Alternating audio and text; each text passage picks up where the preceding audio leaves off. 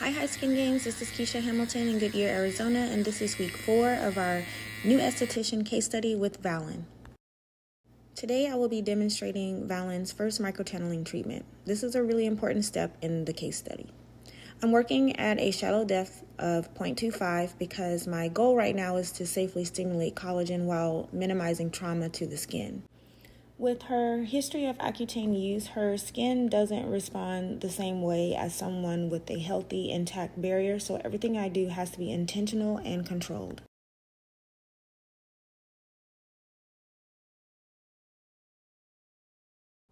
During the treatment, I'm applying recombinant growth factors and DNA repair enzymes. These are key because they help encourage proper fibroblast activity, which is what promotes collagen and elastin production.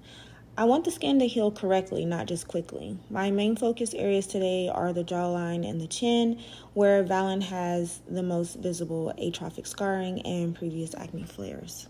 Microchanneling works by creating controlled micro-injuries in the skin. These micro-injuries send a signal to the body that repair is needed. In Valin's case, her skin needs help remembering how to repair itself after years of disrupted cellular turnover from Accutane. This process encourages new collagen formation and a healthier tissue remodeling over time.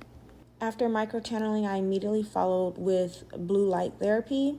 This blue light helps reduce inflammation, eliminate the acne-causing bacteria, C. acnes, and activate the DNA repair enzymes applied during the treatment.